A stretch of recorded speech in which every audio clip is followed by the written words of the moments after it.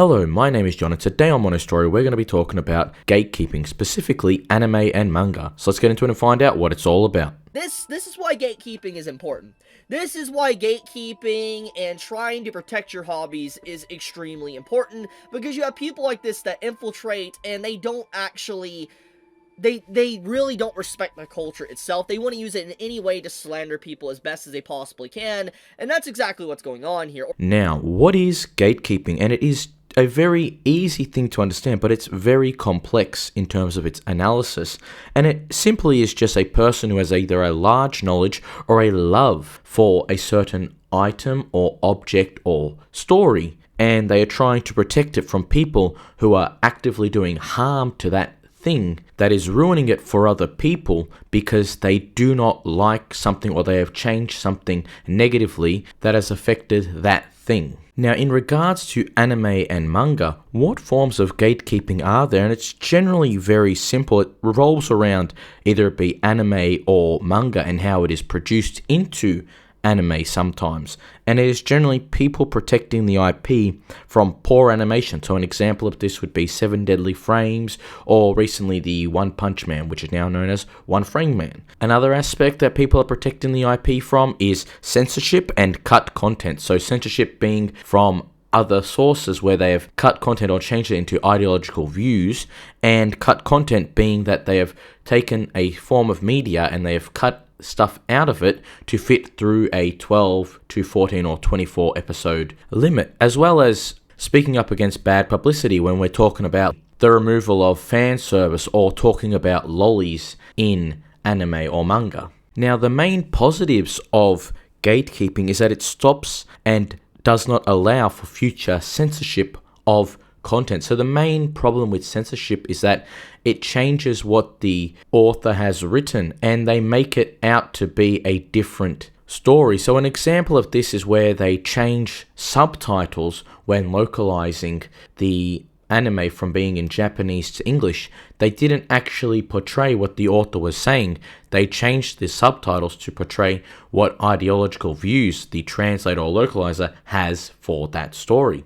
And the other aspect is where they cut content or change content so that it doesn't reflect what was happening in the original manga, which is written by the author. And an example of this would either be The Promised Neverland, where they not only cut a lot of content, but they changed it where season 1 was going normally, and season 2 they chunked everything together, so it ruined that story, where now we have to hopefully get a remake in the future. And another one, which I was talking about before, One Punch Man, or better known now as One Frame Man, and things like, let's say, the Garo slide, or you're talking the Orochi vs. Garo fight, very poorly animated, and that was some of the stuff with the movement. Some things just have overlays with no movement whatsoever. It's just a still frame. And the problem with this is that unless you have read the manga, you wouldn't know what is real or what has been changed. And so this is very important that people like content creators show that these scenes are not correct with the manga, therefore the story has been changed. And without them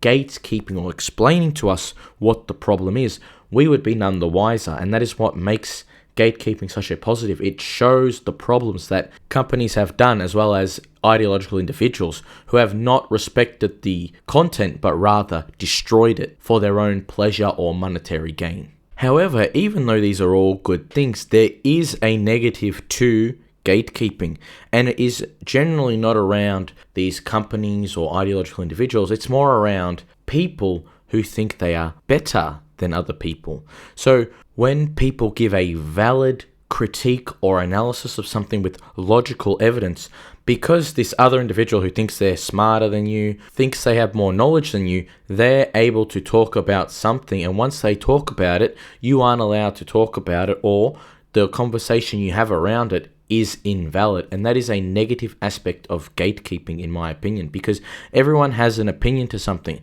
That is their right. Now, whether that opinion is correct or not, that is up to the listener. However, as long as they haven't changed anything, they haven't lied about anything, then it is fine, because that is the point of a conversation and making videos. It is to tell people what the positives or negatives of something is, whether we agree with that or not. here. So I was the first, right? No, but honestly, What does it say? Wait a minute. He was the first. My bad, guys. Do not sleep on Sentenced to Be a Hero. It's the best episode one I have seen. Oh, so because he made this, just because he made this, everybody that watches it after him is a fake fan. Nobody was saying this right away. Wasn't I saying this? And that is my thoughts on gatekeeping specifically for anime and manga. And I think anime and manga need gatekeeping, as people need to call out these companies like Bandai Namco and other companies for ruining specific stories and making them poorly animated or cutting content. And if people don't call them out for that stuff, then it's going to keep on happening. But to call out people who have a valid argument about something because they don't like it, or it's not what they would prefer, as long as they don't ask for it to be cut out or changed because it is what the author has written, then it is fine. You are allowed to disagree with something, but you cannot tell people what they can and cannot watch. You cannot tell people what they have to like and not like, and you can definitely not tell people what they have to believe in and what they have to think, because that is not your right as a publisher or a individual who is a part of this process of making this anime from the manga viewable for individuals. That is no one's right but the author. The author is the only person who has the right to tell people in their story through the way that they express their opinion through their characters, which allows the reader to get an idea of what either the writer is trying to express or explain something to the reader. And the main point of the story, or any story for that matter, is that it is to give the reader a sense of feeling for something. And that is the point of a story. That is why people read it. They read it to escape reality and get a feeling, a sense of happiness, sadness, anger, fear, excitement. These emotions which are stirred upon through that story. That is the job of only the author. Everyone else is just replicating what the author has done and putting it into a situation known as anime to produce and give animation to these pieces of media from their manga form. But I want to hear what you think about gatekeeping. Do you think it's good or bad, and why? So please write that down in the comment section below. My name is John from Monostory, and if you haven't already liked, subscribed, and pressed the bell button, please do so. If you want to watch another video, please click on the screen. If not, until next time, I will see you on another Monostory.